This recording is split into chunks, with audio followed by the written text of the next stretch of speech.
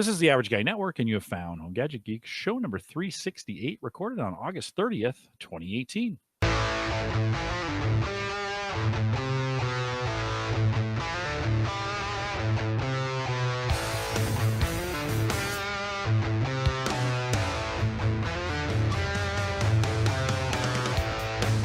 Here at Home Gadget Geeks, we cover all the favorite tech gadgets that find news, reviews, product updates, and conversation, all for the average tech guy. I'm your host, Jim Collison, broadcasting live from the Average Guy TV studios here. Beautiful, like top 10 weather, Mike. Unbelievable. I think Wednesday, right here? Yes, yesterday was perfect. Yeah. Absolutely. I had half the day off, and Hannah had the whole day off, and we spent a lot of that outside. It was absolutely gorgeous. Yeah, fall is in the air. Husker fever is in the air. Scott Frost is our head coach. We're saying it's going to get a little frosty this weekend, and exciting. We'll see. We'll see. We've been down this road with two other coaches in the last decade, and it's been a little less than successful, Mike. But that's Mike's wearing the Husker gear. I should have left I had Husker gear on. I should have left it. I went home gadget. You got to represent. Emily was all confused in the chat room during the pre-show. She said, "Hey, you're not wearing your blue shirt. It's throwing me off." I said, "Well, it is first week of Husker football. I should have worn some Creighton. Should have worn some Creighton gear. I don't own a single blue thing. Do you not really? No Creighton gear at all? No, I'm gonna have to get a hoodie or something. Okay, I'm gonna have to get a hoodie. But anyways, you can catch the show and you can catch the show notes, world-class show notes each week out at theaverageguy.tv. Don't forget, you can join us on our mobile app. Easiest way to listen live and on the road if you're doing it that way. HomeGadgetGeeks.com. We thank our Patreon subscribers for that. They're sponsoring that now, and we appreciate you guys that support us through Patreon. If you haven't decided to do that yet, you can become one of those subscribers, and we appreciate you doing that. Head out to theaverageguy.tv/Patreon, or just head out to theaverageguy.tv. Look for the Patreon link. Super easy to do. Super easy to sign up for. We've got $1 and $5 plans if you want to jump in. A couple of you have recently. We appreciate your sponsorship of it. Always nice. Those funds drop into the bank, and then if I need to do new stuff here, or we need to do some giveaways or some of those kinds of things, we use those funds for that. So we appreciate. Well, in this case, the mobile. I'll be fully transparent. Those mobile apps cost $100 each. So every year I pay $200, and when you support Patreon, that goes towards it. So just full disclosure on the way we do that, and we appreciate your sponsorship of the show. Don't forget, rate, subscribe, review, all that stuff that you need to do, whatever platform you're on, get it done so that you get notified whenever there's a new show that's out there. And then don't forget, Mike and I will stay around for a little crypto. Actually, some exciting news in crypto this week. Well, maybe. Is there? I think so. A little more positive than, I don't know. We'll tease. Okay. We post the, and don't forget, we post the crypto show to the Patreon page. You don't have to pay, but we just put it over there so you get an opportunity to see us over there. TheAverageGuy.tv/Patreon. All right, Mike, welcome back. We last week, we ditched the backup conversation. I teased it in the very beginning of the show. Kyle Wilcox called me out on it on Facebook. He's like, "Dude, I listened to the whole show waiting for your backup update." And then I just, at the end, I'm like, "Yeah, we'll do it next week, whatever." So, Mike, you have kind of found, in the backup space, you kind of found a new way or a different way, one I hadn't really worked on or worked with before. And I thought, well, let's talk about it. So give us a little rundown on what you're using, why you're using it, those kinds of things. Yeah. So when I was looking at my backup, I thought, okay, well, for me, a lot of my stuff is already stored in the cloud. So my documents are either in Dropbox or iCloud, both of them. And then all of my photos, because we, Hannah and I both use iPhones, then my Mac is my main computer, that's all backed up to iCloud. So my essentials, my photos, my videos, and all of my documents are backed up to the cloud. So I'm not really worried about offsite backup for my computer, to be honest. And, a lot of the apps, I have the keys in my email. It wouldn't be detrimental if I were to lose it. But what I do want is I want the ease of a clone of my hard drive in case it were to crash. So I could easily just format a new drive, throw the drive in the computer, and be good to go. So my new backup solution is essentially, it used to be going to the NAS and then the NAS to the cloud, but now I've kind of eliminated that cloud because, the cost of that for me, I was like, well, I'm already paying for iCloud and Dropbox. So why would I pay for another cloud service when those are essentially my mission critical documents? And those are, I know that's not backup. I always got that's sync. It's not backup. So if I were to wipe it out, it would go away, but it's good enough for me. And especially because I'm doing the second form of backup. But what I found is for my Mac, I'm using Carbon Copy Cloner. So if you are a Mac person, this is just drop dead easy. It's the best backup software for Mac. I tried and tried and tried to get used to Time Machine, but Time Machine is just so finicky. If you do any Googling or if you've ever even tried to use Time Machine, it loses its backup all the time. It says, oh, I got to restart. Sorry. I got to redo that whole thing. And it's got to copy all that data back over. It's just not the best. So Carbon Copy Cloner is fantastic. It creates a sparse image over on your NAS, whatever you want to do. And then it just does it. It's just easy. And then so I wanted to find the same thing for Windows. And you guys always talked about Acronis. I know you and a lot of people are Acronis fans. And so I did try that out and it did work great. On the Mac side, it wasn't as good, but on the Windows, it was good, but it cost money. I'm like, okay, is there a free something out there that will work? And I actually found, I'm sure you guys in the Windows space have used this too, but it actually works pretty well if you're just looking for a simple clone. Backupper. So just Backupper, and it's from Aomi Tech, AOME Tech. Had you heard of that one, Jim? Have you I used it have heard before? of it. Yeah, I have heard of it back in the home server show days. Yeah. That came up as an option. Some folks And used. it's still a pretty powerful option. It was fast. It does a lot of the things like Acronis does. I did, like I said, I didn't need anything advanced. I just needed to make a clone of the hard drive every so often and throw it on the new Unraid box, and that's exactly what it does. So Backupper for Windows and Carbon Copy Cloner for Mac, all of that going over to the Unraid server. So that new Unraid box allowing me to now do all of my network backups because I have the space again. I was running low on space when I was running it on my R710, but now that I have 8 terabytes of usable space, so backing up over to there, and I have ditched the cloud backup for the NAS. So I Yes. really have no cloud backups of like my hard drives of my computers. My cloud backup is of my documents and my photos just based on my computer. Cause I think a lot of us would find that we're pretty much covered when it Yeah. comes to that. Right. Yeah. And even if I were to wipe my hard, let's say I deleted all of Dropbox, it deleted it from the cloud. I can go get my backup from my NAS. I can go grab that old clone. So the odds of me deleting everything out of Dropbox and then nuking my Unraid box at the same exact time are pretty rare, and I'm willing to take that risk. So it's worth it for me to save that money. And not to say I wouldn't like it. It ought to be totally transparent. If there was something as simple as Crash Plan was for Unraid now, I would probably just do it. But there's really not a simple solution and not a all-in-one, pay $60 a year and you're good. All of it is, the Backblaze B2 where you're paying per gigabyte and then you're paying per transfer. So if there was a super easy solution, I would probably do it, but I didn't find one, and so I thought, I really thought it through, and this works for me. Yeah, no, it's a good one. I've heard of it before. I'm surprised it's still actually hanging around. Just to be honest, it's one of those off the beaten path that doesn't get talked about. This Backupper doesn't get talked about a lot. I'm glad it's working for you. I mean, It works great.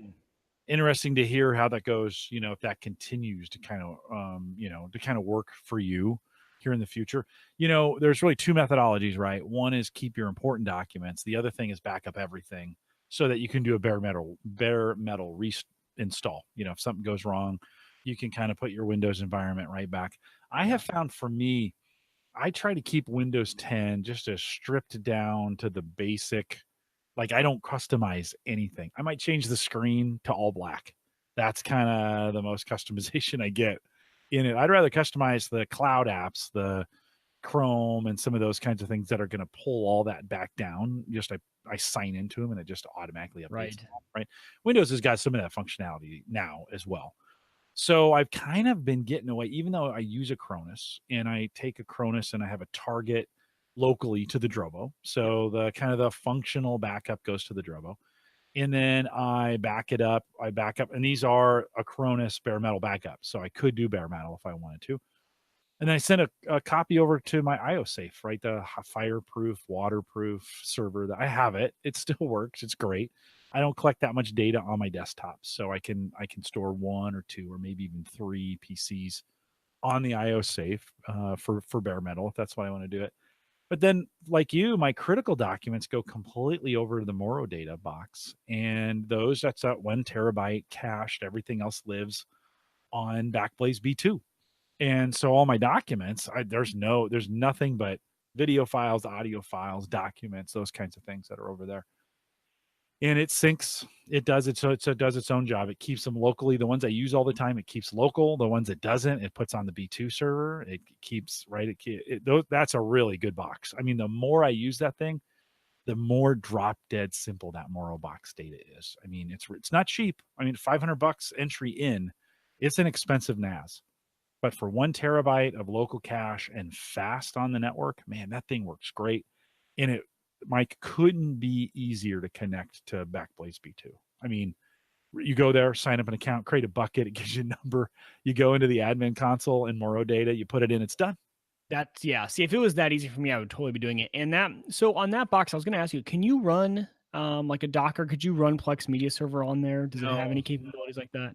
No, Because for they keep it pretty $500, locked that's in. it's an expensive box without the functionality of like a VM or Docker or something like that. Yeah, and full disclosure, right? They gave me that box. Yeah. So just full disclosure, I didn't pay It's for just it. if they opened it Right. up a little bit more, I think I would be so on board to spend the money and grab one. I'm not sure though. I want a Plex container on it because I don't want to push my Plex. And we're going to talk about your Plex setup here in just a second, but I don't know if I want to push my Plex recorded stuff anywhere to the cloud. Like I just want it locally. You know, I'm not interested. For me, I'm not interested in backing up movies. I'm not interested in backing up TV. If there was a disaster, you know, I bet we have 300 DVDs that we bought that sit on a shelf out here. All the Avengers, all the Bourne, all the Mission Impossible, you know, all those things that my kids love. And I love too, and Sarah does. If that collection burnt down, I wouldn't lose a minute's worth of sleep about And it. I'm the same way. Like, you know, it's like, okay, we paid $5 for them or $3 or $10. Sarah always buys them on sale when they first launch or whatever. And I'm just not that concerned. And maybe I need to be more, but we don't watch them that much that it's like, well, okay, then maybe I just go to either Redbox and get the new ones, or I don't know, find them on a clearance somewhere. Or stream them now, right? Yeah. So, you know, so even the recorded TV stuff, leave it local, you know? And yeah, exactly. And that was my exact point is a lot of the stuff that sits in my Unraid box is media server related, which you know, it wouldn't be the end of the world. The way I'm losing that is the house burns down. Yeah. Right? That's the only way I'm losing that. Yeah. And I'll be happy to have everybody out of the house and I don't care about my movies. Exactly. You know, my movies. So I just don't. And I'm not going to spend go ahead. I've got 2 disk parity on there. So, I mean, I've got the backup of, you know, so it's not a thing of hard drives going down. That's redundant. But yeah, I'm not going to spend the money to back up all of that when all of my other stuff is already backed up. The things I would lose sleep over are photos and videos, right? All the family photos and videos. I'm going to lose sleep if I lose all those memories. Yeah. But those are all backed up to iCloud. So yeah, and Mike, I literally have those sent. Like I've got some on OneDrive. I have some on Google Drive. I've got some of them pushed over to the Moro data box.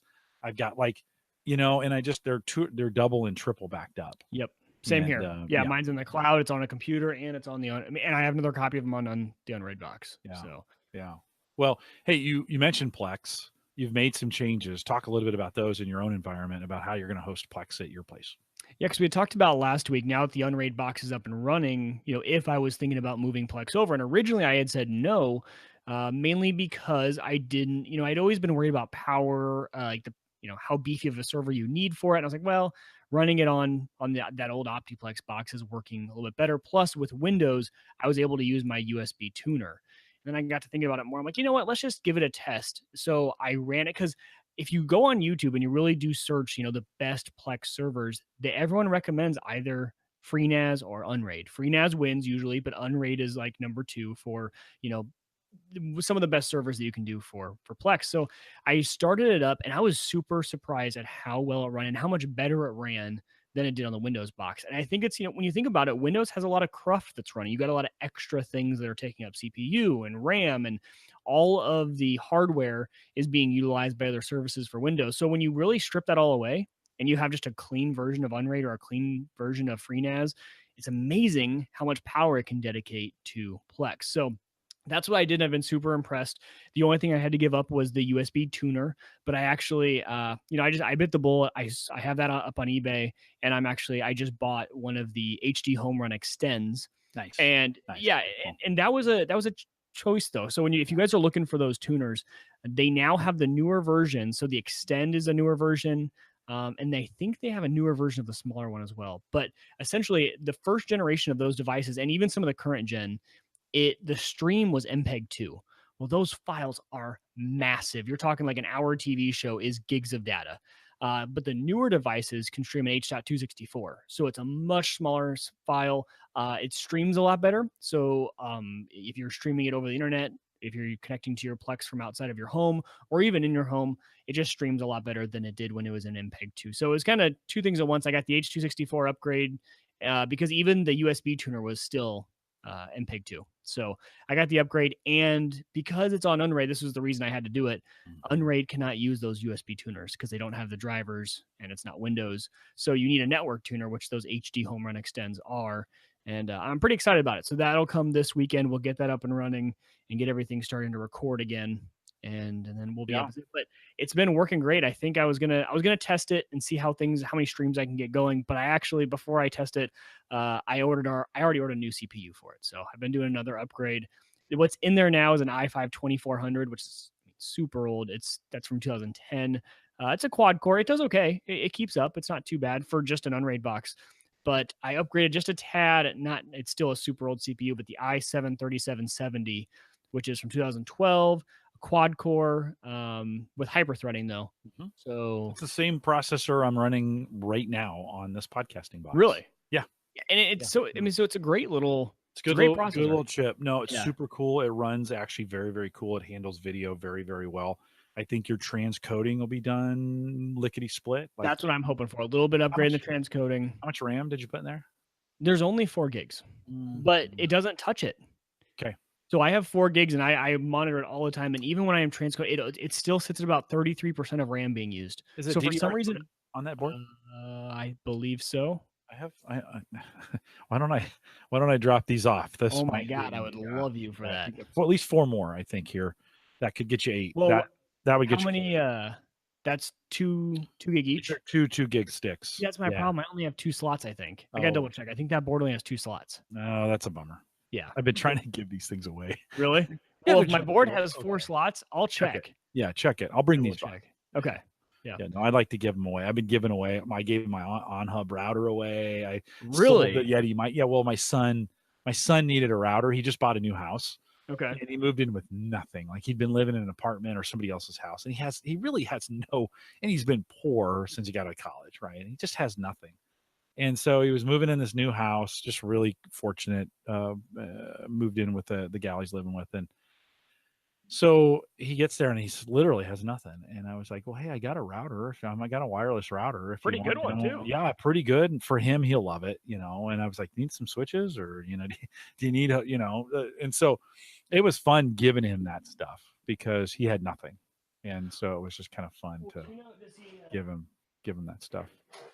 Oh, you got an extra. Does he need a 24-port TP link? Because this is what my Cisco switch replaced, and I can't find anyone to even take this. Oh, yeah. Well, I'll let you know. I'll swap you for the RAM. I'll trade you RAM. Yeah, if that works out, that'd be a good trade. For a TP link switch, because I have no need for it. It's big and it's taking up space. You so you're finding are you working in the with the current Unraid box? Yeah. And how many drives do you have in your Roswell case now? Because that case is designed to hold 15, right? Yes. I have 6. Sorry, I have 6, and 2 of those are SSDs. Okay. Which that was my one complaint about the Roswell is that I had to kind of. They don't have a way to natively support 2.5-inch drives, so I had to I screwed it to the side, and so it's kind of just. I mean, it's screwed in, but it's hanging there on the right side. Yeah, IC Dock. Not the best. IC Dock has some really inexpensive plastic covers that will convert 2.5 to 3.5. See, that's what I should have done. Yeah, no, just and you still can. You can pick up a few of those and kind of fit them in there.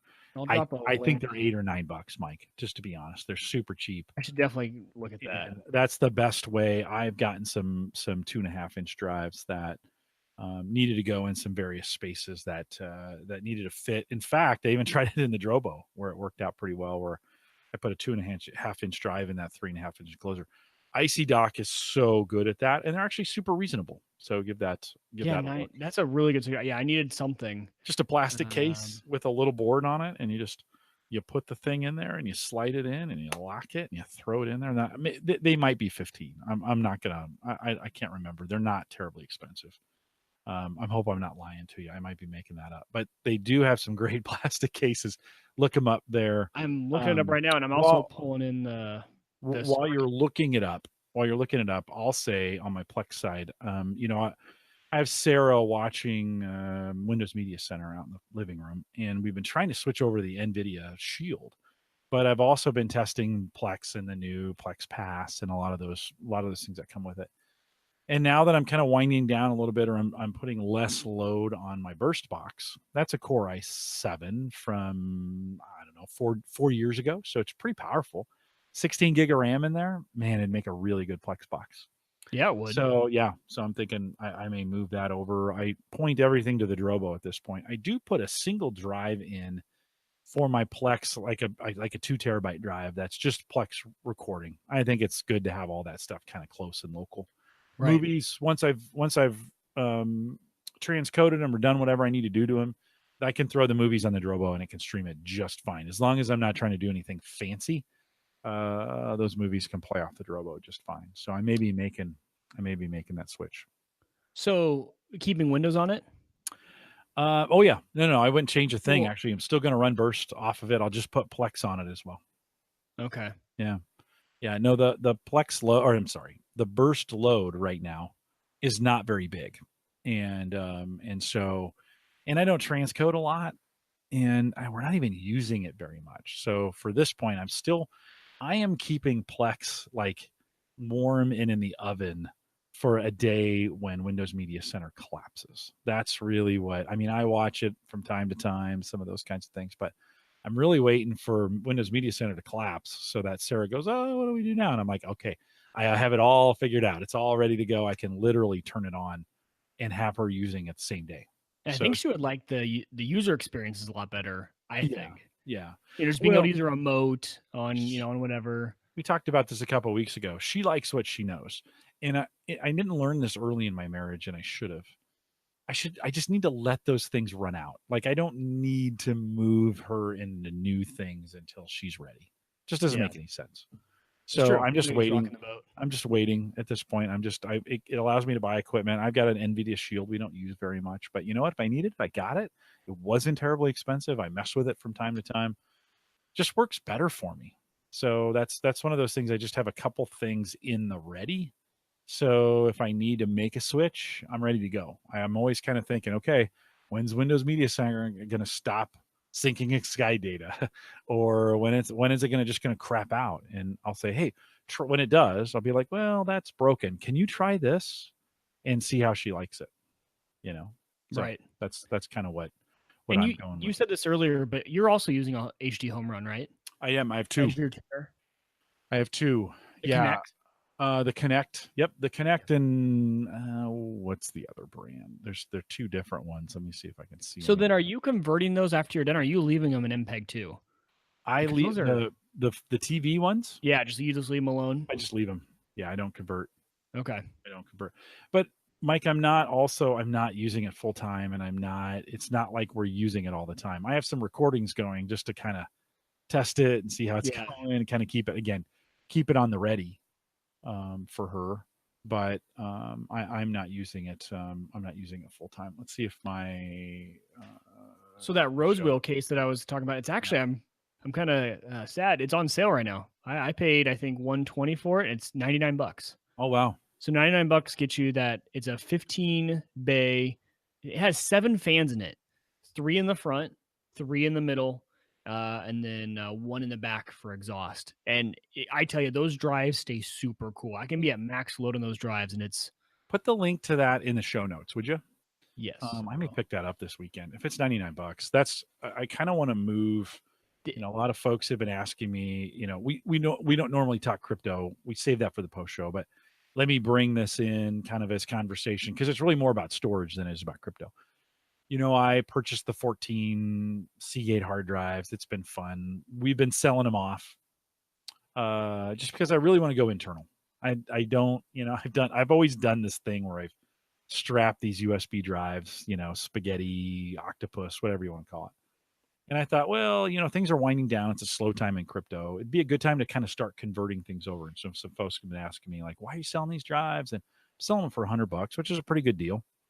And I'm like, I kind of want to build out like a case that has 6 or 8 terabyte drives in it and gives me some power, gives me some options. Right. I'm with it. So I like your case. I'm probably going to go with that case. And then I think I'm just going to buy a component at a time. And start finding things, just start loading that thing out and start moving as old systems go offline, start moving more of those onto that system and use it that way. So at $99, it's hard not to. Yeah, the only thing I mean, you're going to pay a lot more. The reason they're so cheap is because they're not hot swappable drives. If you want to take a drive in or out of this thing, you've got to take the entire top off of the server case. So, I mean, you're paying for convenience when you pay that high price for hot swappable. But, for you're going to load it up and you're going to let it sit, right? And for me, I'm going to load it up, I'm going to let it sit. I'm not going to be getting in there and fussing with the drives. But if you're a person that's always in there adding, swapping, adding drives all the time, you might want to look at, they do have a 4U 12 bay hot swappable version, but it's $240. So you really get up there. Cyber Skulls in the chat room says we're better off buying them from Rosewell on eBay. He says I never pay more than $85 shipped directly from Rosewell using coupon codes. So Cyber Skulls, if you'd send those to me, what coupon codes are we using here? Yeah, let me know what those are. We'll add those to the show notes. I might be in the market to pick that up. He dropped the link in there. 109 full, and then where do we find the coupon codes for those? If you want to send those over to me or figure out how to get that done, that'd be all right. Well, I'll see if I can track those down. He says they're always listed right in the ad, so I might want to watch for those. Maybe I'll set a Slick Deals alert for that, Mike. Been doing a lot of those recently where I've been setting Slick Deal alerts just to see what's popping up. It's amazing what you can find on Slick Deals. Yeah, you got me into that too. So on eBay right now, I'm seeing for $149. Cyberskulls put a link in the chat, which we'll include on here in the show notes. You want to go out and look. I'll do a little bit of work on Saturday. Oops, that's the wrong one. We'll try and get those in the show notes for you if you're listening to the recorded version. And if you're interested, Mike, I just love to get the case kind of everybody's kind of got their own opinion of what that should be. But I'm kind of interested in you doing a little more robust server. Yeah. Windows 10. Well, Mark Robson kind of thinks this will push me over to Unraid. It's possible. Well, and the great part about that is you could run the VM. Yeah. And then you could just spin up that VM when you want. You have the same hardware, right? Just, I think that would work pretty well. Yeah. So, CyberSkull says, I guess there's a deal. There's an extra 20% off by using the code JustRelax. And right now, and that brings it down to $87.99, and then you can usually get an extra 8 or 10% off on eBay is doing eBay bucks. So you want to watch for you might want to watch for those deals. It looks sold out right now, but you might want to watch for those deals kind of if you're, and that's like I'm in no hurry, Mike.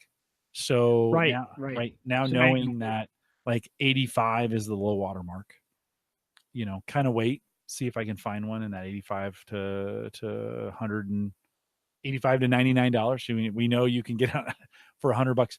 Hey, look, for $15, I don't know if I'm going to scrap around that long. Just to be honest, like it's $99 on Amazon, free shipping, right? Right now. Yeah. Oh yeah. Right. Done deal. Or $85 free shipping. I don't know if I'm going to squabble over $15 for too long. So. Sometimes we, but if I can make it, if I can make it work, sometimes that's the fun. A lot of our listeners, they love the thrill of the kill. Like it's not necessarily about buying it at the lowest price. It's about buying it at the lowest price. True. That's the whole fun part about it. Totally agree. Yeah. The one thing that the challenge I have, Jim, with that case that I'm wondering, and I honestly I haven't done much research, but I was Yeah. going to ask Yeah. the community if anyone has found a good CPU cooler that fits in a 4U case. So I was looking at the Be Quiet. Well, the Be Quiet ones are super cheap. I don't need anything too nice. Honestly, it's an i7 3770. But do you actually? What kind of cooler do you have on yours? Because it's the same CPU you have. Do you have Oh, I anything? have the stock one. I just have the stock one that came Short with it. stock one? Yeah, but I'm using it in a.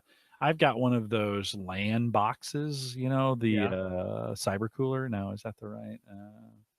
That the right brand? Anyways, you know, it was meant to. It's got handles on the side. It's a big square box. They're beautiful. They're beautiful boxes, and I love them as a box. They're flat and square, so there's plenty of room. I mean, I have this much headroom on that fan, and I have room. Those GPUs are sitting in there, and I have an extra fan on top of those GPUs running down into them, and Gotcha. it's not even close to the top. Okay. Um, Um. is Okay. that case loud? That was just That gonna say Roswell? it is dead quiet. Oh, Like yeah. whisper quiet. You would think so with those fans, and they're the stock fans. I thought I would have to replace them with like some Noctua fans or something like that. But the stock fans in there, you trying to think if I can hear it. I have one machine that's louder over there than that one, but I don't. Yeah, so it's on the bottom there.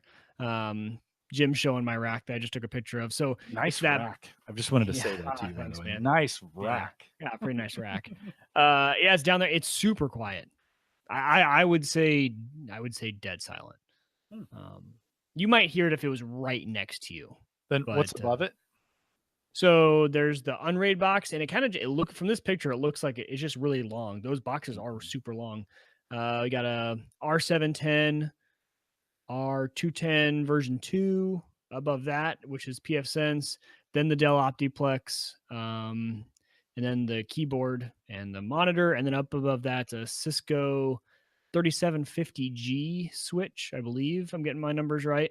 It's the gigabit managed 48 port version, and then the patch panel. It's all that's in there.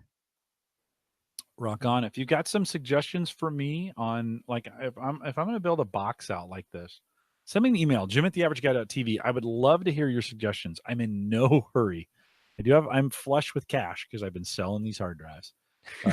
So That's true. it is burning a little bit of a hole in my pocket. And not that it needs to get reinvested. My daughter just started in school and it was a little more expensive than we anticipated. So I may funnel some of that into payments. But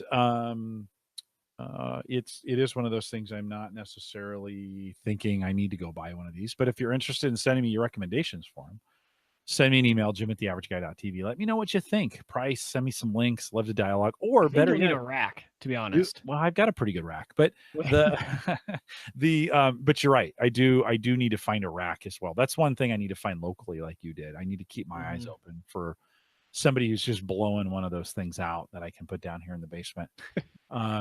Mark Robson says, "Remember when Mike was only an Apple guy?" And another Jim goes, "Those were the days, Mark." That's so true. When we started podcasting, I didn't have a single piece of equipment in my house that wasn't like, dude, I was all brought you on consumer here to be the Apple guy. and you converted me. I had consumer grade router. There was no such thing as a rack, and I had all Apple products. Now look at me. This my phone and this sole MacBook are the only remaining Apple devices in the home. It's so great though. It's so great. It's been fun because you've made this journey, and not that listen, I never intended. Like I said, I brought you on here to be the Apple guy. I wanted the other side. I wanted some experience that was outside of the Microsoft ecosystem. And well, there we go. You've been infected by the community, not just me, but all of us out there in what we talked about. Also interested. So I mentioned if you have a recommendation for me, send me that email, jim@theaverageguy.tv. We could also carry this on in the Facebook group. Many of you have been making the jump over to Facebook, Mike. I've been surprised.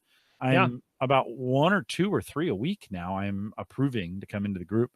I don't know where you've been, but welcome. 1 and 2, make some rack recommendations for me in there. I'd love to.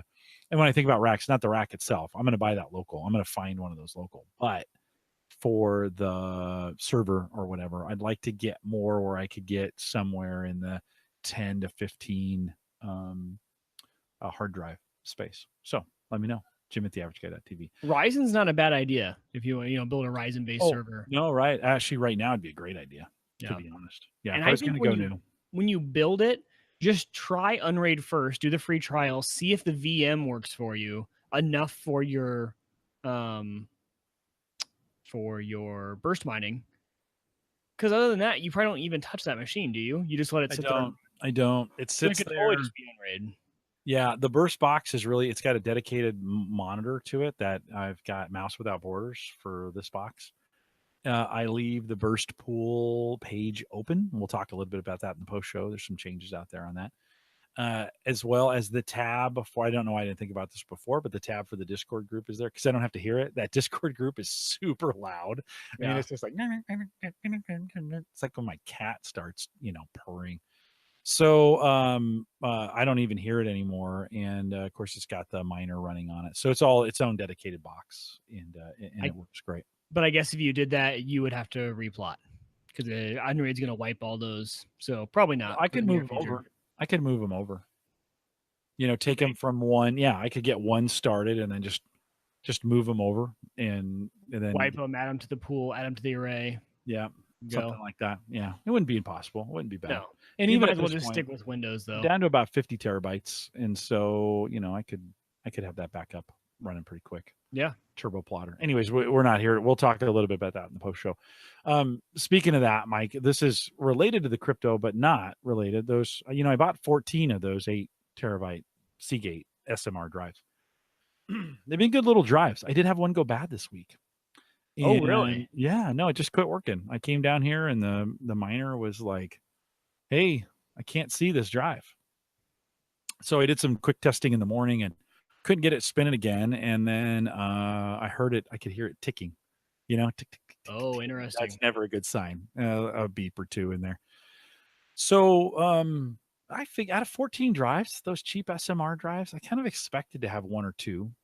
Logged into the Seagate website, started an RMA process, created an account, did an RMA process, 5 minutes. I was done. They have a new drive coming to me. I took the premier option, which is I prepay. So $12. They send me a drive. They're not available at the moment, but as soon as one becomes available, I'm sure it's going to be a refurb. They send me a new drive. I put it in place. Then I have a week to package up the old one, send it back. That's a good deal. Yeah, I mean shipping would have been $8 or $10 anyways, and so might as well wait for them. I wish I could get that drive going. I can't. It's dead. It's completely dead. On that RMA process, do you have to provide a receipt, or do you just plug in the serial number? Nothing. Serial number based on the data manufacturer. And I think a little bit, I think they do it the data manufacturer plus whatever. Because I bought those drives back in the spring. They must have been fairly new because it was like March of 2019 is when it was over. So, and I think I bought those in January or February. So I think maybe they give it a couple months. So it's not exactly 12 months. It's probably like 14. I should have tried that though, because I just had a Seagate. It was actually one of the 4 terabyte, just the USB 3, the 4 terabyte, the smaller ones, right? The 2.5 inch version. And I had one of those that completely died on me during burst mining, but I just threw it away. Yeah. It's like, How old was it? Less than a year. I know that. Oh, so yeah. I didn't even think about the RMA. Honestly, I was like, oh, yeah. I'm so used to buying used hardware. That one, all my hard drives though are not used. Lawyers just flush with cash. Whatever. Yeah, we just smoking $20 bills. No, I've never had I've never had hard drives go bad, so I just totally forgot about the RMA process, honestly. Well, we'll see how this goes. Like I don't have the drive yet. It's sitting actually right here. So here it is, and and I've got it kind of isolated. It was drive number 3, and as soon as the RMA comes for it, I'll put it back in. I may not even replot it. I may just sell it. I may just move it on to the next person that wants it. There you go. Come back that way. And so Seagate, I know a lot of people have had nightmares with Seagate. There's only really 2 companies, right? Seagate and Western Digital. For the most part, what we're buying from them, those are the 2 manufacturers. So far, so good. So I'm not saying they're great. I'm just saying I had a pretty good RMA process, and they've streamlined that. Put the serial number in, put the model in, hit submit. Hey, here's your drive. Here's when the warranty is done. Is it bad? Yes. They didn't make me test it or upload anything. They were just like, there is a disclaimer. They're like, if you send us a good drive, we're going to send it back. That was kind of what it said in there. Right? Okay. And so there was a disclaimer in there. So we'll see how it goes. I'm optimistic. It was a pretty good experience. 14 drives, one going bad so far. Not too bad. By the way, if you're listening to this, and a few of you have bought drives from me, and you're listening to this, I'll just remind you, if it does go bad in the next month or 2 or 3 or whatever, maybe even 6, you might be able to just RMA that directly with Seagate and use up the rest of the warranty. Didn't ask where I bought it or when I bought it or the receipt for it or any of those kinds of things. So if you're listening and you bought those, 1, thanks for doing that. 2, chances are there's a little bit of warranty left on there. So an added bonus for buying them early. So there you go. Mike, in a couple weeks, 3 weeks, I think, Aaron Lawrence is coming back. And if you're, community, listen to me. If you're not following Aaron Lawrence on YouTube, you ought to be. Like, Yeah. She's or Facebook. She posted all to Facebook too, which is great. Yeah, she's an amazing reviewer, and she kind of gets some stuff off the beaten path. And just today, she posted a YouTube video, and I'm big on the robots. And she has a window cleaning robot that literally sucks itself to your window and then What? across the window. Yeah, it just goes. It sucks itself to the window and then cleans your window for you. Okay. Now, is it the fastest thing in the world? Could you do it faster? Absolutely. Could you? Well, yeah, because now I got to sit there and put it on the window. Wait, pull it off, put it on the next window. Wait. Yeah, but just think about the things you could be doing while you could set it on the window. Washing it, probably. That's right. All I'm going to do. Set it on the window. Cool, pretty lights. That's That's pretty sweet. Could have done 10 minutes ago, but I was watching my new tech go crazy. I'm kind of like, I saw this. We're going to talk about it when she comes on in 3 weeks because she reviewed it.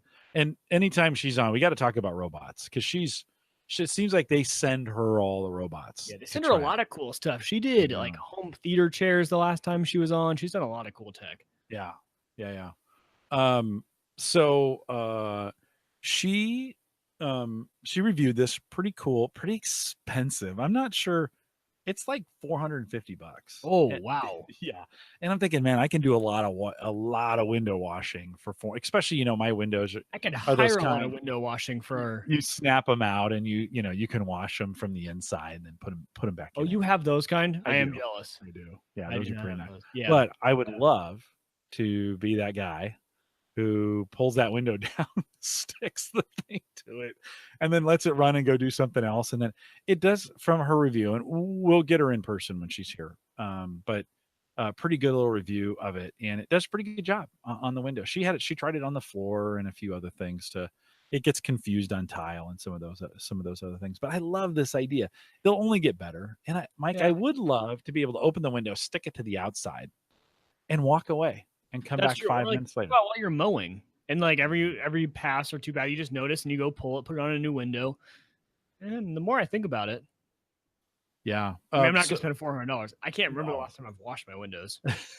To be honest, we're moving, and I'm thinking about it because I don't think we've washed ours ever on the outside. Yeah, I haven't yet. I know that on the inside, yes. On the outside, no. Yeah, people look. And so I'm just kind of thinking, I'm probably that job is probably going to fall on me. I wouldn't mind having a little robot that would wash my windows for me. So I was thinking, Mark Robson is reminding me, it seems like Aaron always precedes the big barbecue show. So the next week we're doing the big barbecue and grill show. So Mark and Mike will be coming on. Mike, and Mike will be coming on for the grilling show. So we're looking forward to that as well. Also from the chat room, Tajoski also I mentioned Western Digital and Seagate. And then of course he mentions HGST, which I think owns Western Digital at this point. But you can get those HGST drives. Those are kind of your white label hard drives that you can get. You can find those pretty inexpensive. There's some really good deals on those, especially on eBay. You can find those right now. You can find like 3 terabyte drives for $50. So if you need some storage, but you don't need 8 terabyte drives at this point, 3 terabytes kind of the sweet spot for about $50. Those HGST drives work really well for that kind of space. eBay is a great place to pick up those. I think I purchased 6 of those 3 terabyte drives back in the day, and they've just been rock solid. Yeah, the intention was, I bought 3 Western Digital Reds for the Drobo, and then I bought 3 of the HGST drives for burst mining. That's what I Okay. did. And I ended up putting them all in burst in the day and filling the Drobo up with whatever I had left over because I was just trying to get everything deployed to burst. But some pretty good drives. That's the other thing I like about Unraid too is that, if you can't afford the red drives or, specific NAS drives, it's not a big deal because it spins them down most of the time. And Unraid stores the entire file on one disk. So if you're accessing files, usually you're only spinning up one disk and then it'll spin it back down. So you're not, you don't need NAS rated drives specifically if it's not going to be up and running a lot. Now, if you're running a Unraid box that's being used all the time, then it's a little bit different. But the way that Unraid does it, you could get away with a lot of green, blues, those sort of drives and probably be just fine. Yeah. Well, I bought the Reds with the intention of, regardless of where burst went, I was going to take the Reds and move them into the Drobo as I filled up the Drobo. So that was the goal. So today they're sitting somewhere in my network. I'm not sure where they're at. I have to open up. They're somewhere here. There's somewhere around there. I have to open up, take a look, and see where things are at. But the intention was, as I get more data on the Drobo, then I would like pull those three terabyte Reds over. Because man, that's like peanut butter and jelly. The Reds in the Drobo are just super sweet, and it really likes those drives. And so it just keeps humming along. Mike, also in the chat room, or I'm sorry, also in Facebook this week, Ryan Kirshner had dropped a blast from the past. One of his coworkers had found an old newspaper stashed away and brought it into work. I forget what date this was from, but it has a TRS 80 for $4,000. Come and you're invited to come see the new TRS 80 Model 12. $39.99. I forgot how expensive. You missed all this because by the time you were buying computers, the bottom had come out of the PC market and in the Mac market, they had gotten pretty reasonable. But I had forgot just how expensive. Ryan loaded pictures to it in there, but 80K of internal memory, a 1.25 meg, a disk drive, expanded floppies in there, 8 programmable function keys. Like this thing did nothing by today's standard, $4,000. Which what would that be today? Even I can't even imagine. Yeah, no. 7, And I want to think this is like 1980. I don't think it is. I'd have to look on the picture to see. So I wish my mom had been. So my mom is a graphic designer, and she was when I was a kid. She did a lot of that. So we were on the Mac side. So like in my years when I knew what I was doing with the computer, like when I was super young, I remember some old computers that we had. But when I was old enough to actually use a computer and know, do you remember the old Mac? That was they called it the lampshade or like the lamp Mac. It had the pivot arm and you could move it all around. And so that is the Mac I grew up on, like actually using when I was probably in middle school aged. I wish I knew what the equivalent. I should just look it up. I should look up what year that was made, and you could tell me like what the equivalent Windows machine was back in the day. Yeah, if you could tell me the year. Because my dad would bring home an extra laptop from work, and we would play games over a LAN. And I thought that was like the coolest thing ever, that you could hook up 2 computers, and that was like my intro to gaming, really, because I didn't have I didn't have a gaming system back then besides an N64. So. Yeah, but it had to be pretty advanced, right? Because my dad was bringing home an extra laptop to play a video game connected via LAN, and it was like BattleBots. It was like a pretty sophisticated, graphic intensive game, so it couldn't have been too crazy. Yeah, in the same paper, they've got the Windows 98, 95. It could have been in those years. They have an Atari 20. Is that a 2500 for $100? And it's the old, the old cartridges, right? Yeah. And then jam those things in there. Oh, put a pencil in there. You got to put a pencil. All these different ways why they couldn't have made that better. That was a little more reasonable, right? Those were $100. Trying to get the year from the chat room on this TRS 80. Cyberskull says that was Windows ME.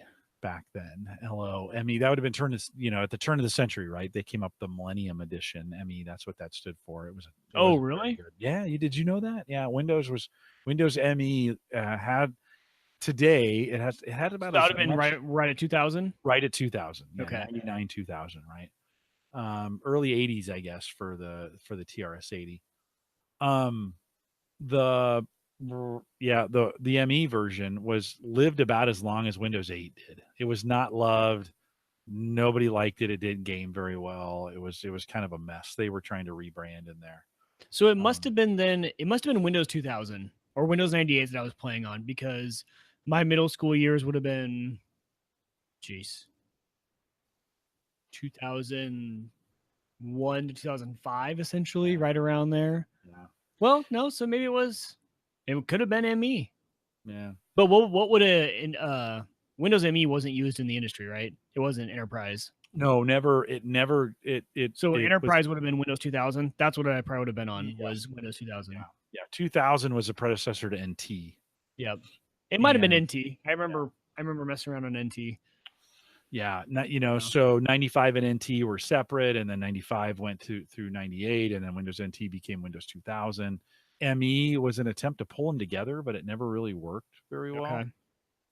They really struggled with that. And those were some interesting years. That stuff was just difficult and terrible computing. You think of what we have now. We just the stuff we do now. This is always what I've hoped for, and we just suffered through those years to get to this point where the technology is actually really functional. It'll actually do something for you now. Back in those days, it was questionable if it did anything for you, to be honest. Some word processing, a little bit of networking. It's amazing we made it through those times. Just to be honest, that stuff was crap. It's so surprising that, if you think through what shocks you in technology, it's kind of weird. Each person has their own thing. Still, to me, to this day, I am just for some reason baffled that we can video chat in real time and how low latency this can be. Like the fact that, how low latency video chat is in HD is just shocking to me. Of all the technology, like VR, that seems normal. But video chatting in real time, to me, for some reason, that has always blown my mind. Yeah, so that since it started and it became a thing, it's pretty great. Because that was one thing I did go through, the generation of not having video chat to having video chat, and seeing all the iterations of how bad it was at the beginning and then how decent it's become. Mm-hmm. It's crazy.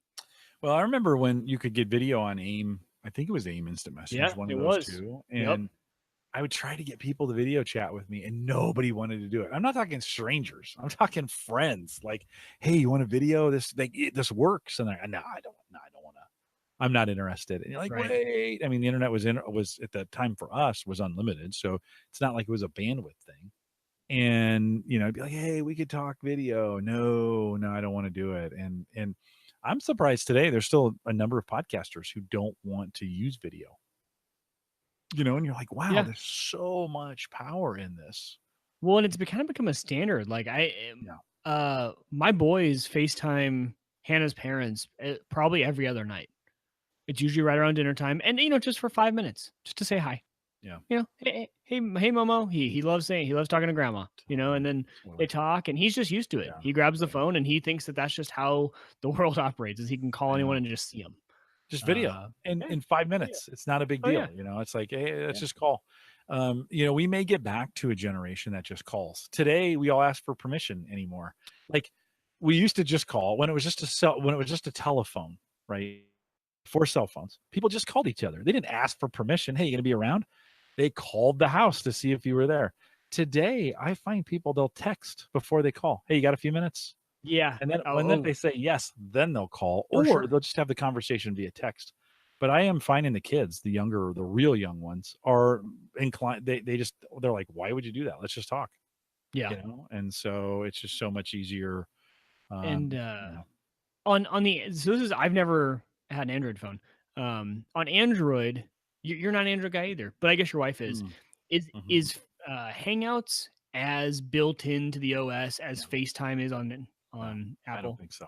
Okay. I don't think it is. No. FaceTime is just so simple, right? You just click it, FaceTime, like it just starts. It's like a call. It's as easy, if not easier, than a phone call. Yeah.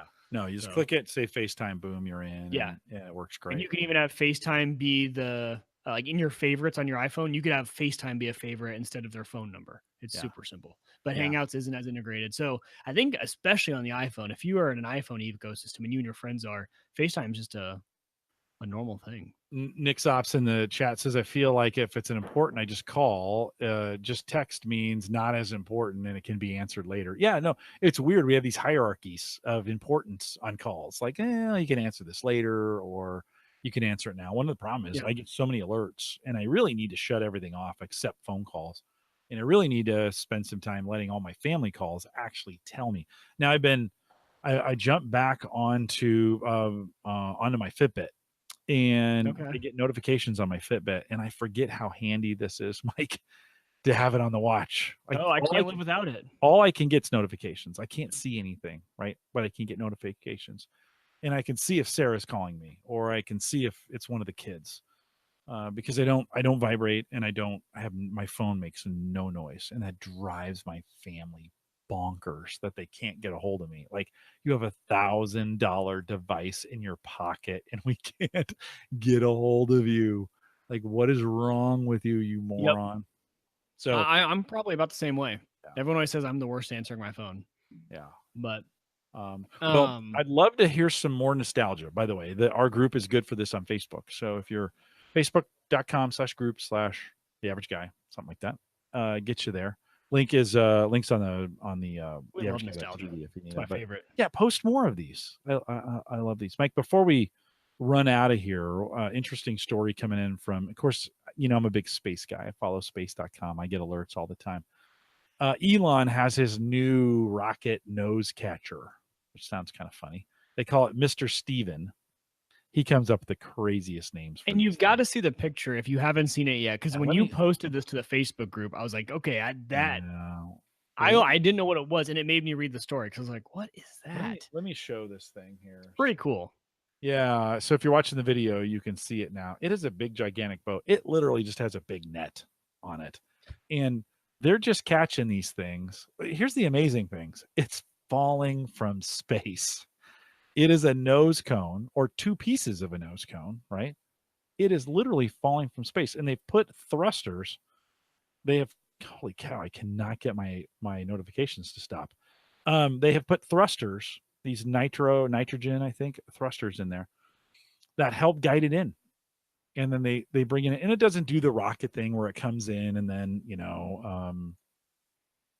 where it comes in and makes a perfect landing. No, this thing comes flying in from the atmosphere, and they try to slow it down a little bit before it hits these nets. But you know how accurate that has to be, because that barge isn't moving very fast. Like, that ship right there is not like, oh, got to go run over here real quick to catch this thing. So they've got to have it down to a pretty close calculation of where this thing's going to land. Or are those thrusters doing a lot to adjust where it can land? I think they are. Okay. I think they're doing just enough. So okay. Yeah, and I think it has some parachutes too. Okay. Not coming in hot. But think of the math associated with, okay, it's going to space, it's coming off a rocket, it's coming back, it launches a parachute, and it hits the net. Now, to be fair, they haven't actually successfully done this yet. But in theory, it's really impressive. No, that's the funny thing. They have spent all this money and they have yet to really hit one of these nose cones into the catcher's net. But it is, for me, I love the audacity of them trying this. To me, this is all the cool things. These are all the super cool ideas we would have come up with when we were 7, and been like, hey, imagine if we had this big ass ship and it had a big ass net on it, and we're going to fly this thing into space, and then we're going to bring it back, and through parachutes and math, we're going to catch it. In the 60s, they didn't think this way. That's a perfect way to describe Elon. Take the creativity of a 7-year-old with the pocketbook of a billionaire playboy, and you've got Elon Musk. He's got the creativity, he's got the brains, a little bit of the engineer, and he's got the pocketbook, and right on. So in the 60s, the engineers were like, this is too hard. It's just going to land in the ocean, and you're going to spend $1 million, and it's not going to be able to be used again. That's what they said in the 60s. Now they were in a hurry. To be honest, Yeah, they were trying to that's beat the probably a Russians. good point. When They were trying to you're beat, not rushed. and so they were just doing whatever it took to get to get that stuff into space and to beat the Russians. But in this, I love this, and Elon's come under a ton of fire recently, and I know he's not the most dynamic personality, but you gotta love the audacity Yeah, of him trying to catch a freaking nose cone. totally Like, agree. to me, that's pretty awesome. I'm super intrigued by what they're doing, and not just what they're doing, but what the other space programs. There's a couple other private ones as well who are trying to make this thing work. And as a kid, it always was weird to me that space was just locked up by NASA. And how cool And now is it's it? not. It's not. Yeah. Yeah. How cool is it that we've got some of these billionaire moguls trying to make this thing work for the average guy, so to speak? And they're really trying some very crazy, hard to do things. The greatest part about it is most of it's failed so far. Like, this landing the rocket thing hasn't.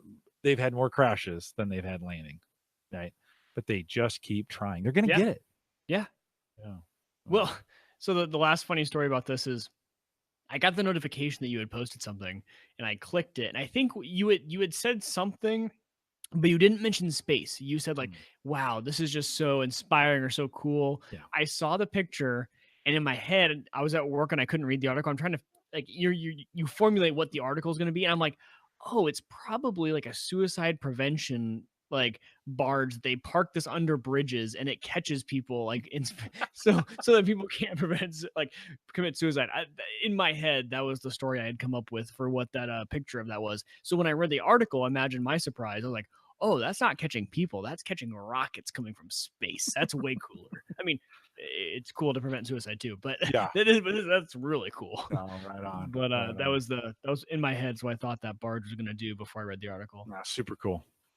Super cool stuff. Mhm. I love what's going on right now, with space. Some of the stuff we're doing financially as a country and the world is doing, I don't know if it's sustainable. We live in a really good time where money flows, especially for these kinds of things. And, the US economy is strong. That's not the truth in other countries around the world. There's a lot of countries right now whose economies are really, really bad. If we think of Argentina, Venezuela, Right. Brazil, right? I mean, we've got some real problems around the world. And this might be the rich getting richer, but I do like to see that some of these billionaires are putting money, and Elon's spending. I mean, there's no guaranteed return on any of this stuff. And you talk about they put those D9s, or what was that? What it was called? It's like a $900 million rocket or something like that. And you think that's a lot of money. It's a lot of money. And even at 90 million, you think, because I think they're trying to get it down in this between 50 and 100 million. That's kind of the goal. Okay. 50 and $100 million launch, something like that. And in the next 10 years or something. And you still think, dang, that's still a lot of money. Like, and these guys are spending it.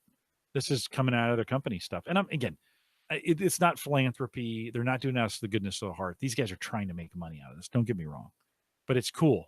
I think that we're trying to get this space thing figured out. So I wish the space thing, we've talked about this ad nauseum in past episodes.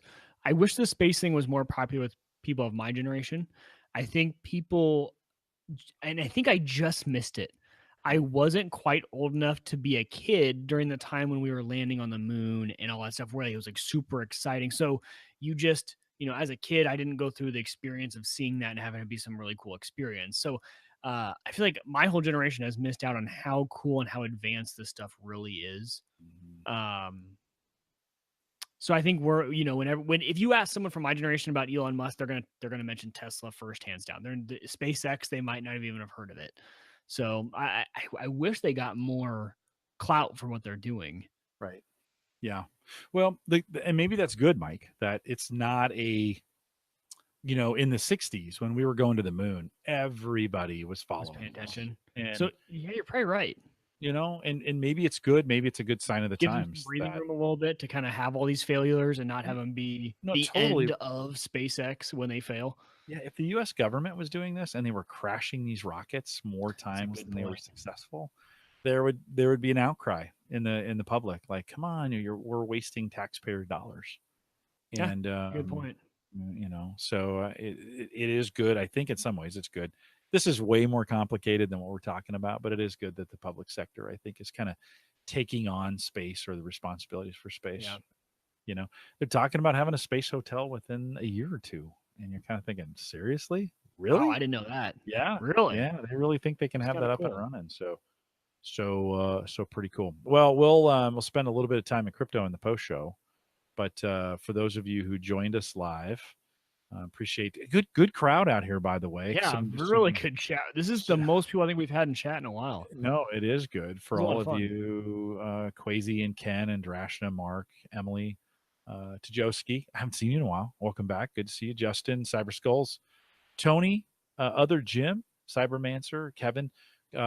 Nick Sops was out here a little bit earlier, coming over from the Discord group for the pool. We'll talk a little bit about some changes going on in the Burst pool and some other stuff, the other things that are happening. I got a little commentary on Burst that I'll have ready for you. If you stay around for the post show, you can get the post show by heading out to our Patreon page. If you go to theaverageguy.tv/Patreon, or just head out to theaverageguy.tv, there's a Patreon link. I actually updated all the ways to subscribe to us, by the way, including I'm 2 for 2 in the last 2 weeks of getting a newsletter out to you. It's really just a link and a reminder that the show is out there. But if you have some suggestions, some things you like to see in that, I've been trying to post some deals or whatever in that.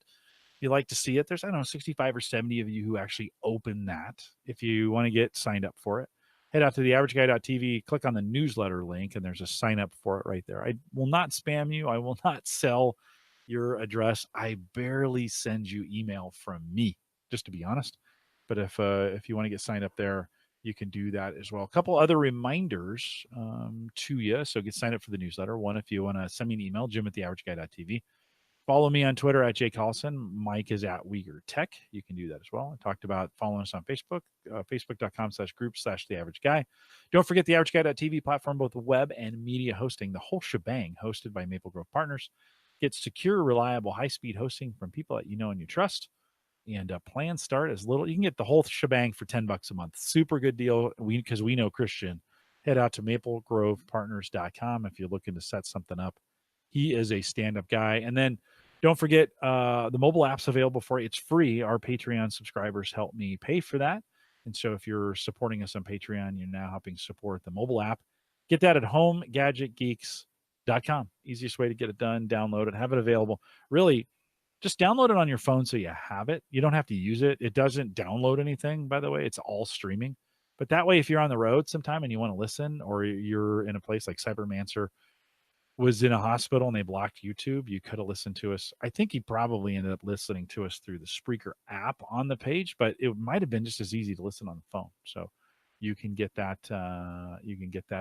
Done as well. Mark Robson has asked, when are you going to put the schedule back in the emails? That's a good idea. That's a good point. I actually enjoyed that. No, I really okay, like that. done. Yeah, Done. We'll start putting that back in. So if you want to know what's coming up, whether it's just Mike and I, we have a whole bunch of guests coming up here. I booked, I don't know why, but all of a sudden a whole bunch of people got booked in there. So I mentioned on the 20th, so September 20th, Aaron Lawrence is coming back. The 27th is the big barbecue show. You want to be here for that. The 4th of October, Rich Hay is coming back to talk about Ignite. So it'll be an all windows show that time. The 11th, Dwayne Robinson's got some stuff to chat with. He contacted me and said, hey, can I come back on? I said, yes.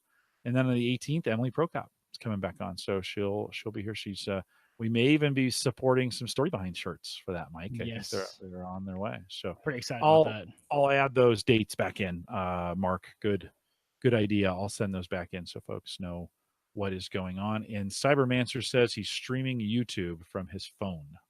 Like, that's a miracle. Like, video to a phone. Like, we just take that for granted. Like, yeah, that should work. And that he's not that far behind. Like, the fact that you and I are streaming that live. Yeah. Right. Cool. No, yeah. It's pretty cool. So get signed up for the newsletter. Don't forget, I still have a bunch of HelloFresh. I get them every week. We just got another box this week. And if you want to try HelloFresh, a couple of you contacted me and said, give it a try. I can get you basically your first week for free. Guys, they don't sponsor, and I don't get anything for this. I'm just saying HelloFresh has changed the way we eat, and I like it so much. Tonight, I cooked dinner. I had a podcast tonight, Mike, and I got home at 5:30, I still got dinner done. I still had it. In the wine the wine fiasco that we talked about in the beginning of the show, that all happened as I was cooking dinner. So if I can do it, you can too. If you're struggling with your meals, I'm just saying this, like, because we struggled with something good to eat, like, and we always just punted by going out, like, let's just go get pizza, or let's just go get Chinese. And this HelloFresh is not any more expensive than going out. In fact, in some cases, it's a little bit cheaper. But they send you a box. It's right there. They send it to you. God, it's so great. So contact me, Jim at theaverageguy.tv. I've got these coupons for free stuff. I send them to you. You sign up. You try it for a week. If you don't like it, you cancel. But I make nothing off this. They're not even a sponsor. I'm just saying. You should give it a try. Mike, you were going to say something? Nope. Okay. We are live every Thursday, 8 p.m. Central. I am less drunk today, right now, than I was when we started the show. That's super always a good funny. way to end. It's always a good way. Sober at this Start point. drinking again, man. I know. I'm going to need to. You and I are the graph that goes like this, right? You're on your way down. I'm on my way up. That's kind of how we're. So hammered when we started tonight. Oh my gosh. Not intended, but it's just the way it works. We're live every Thursday. I have to go back and listen to how my intro sounded. I think it was pretty good. Okay. Well, I've done it. I think you were fine. It was actually, you've been struggling with your intro the past few weeks. So I think actually this week was the best. So good. Yeah. Awesome. All right. Yeah, it was pretty good. Maybe I should be hammered before the show a little more often. Maybe it loosens me up a little bit. We are live every Thursday, 8 p.m. Central, 9 Eastern. We'll here at theaverageguy.tv/live. We will ask you to stay around for a little post show. It's all crypto. With that, we'll say goodnight.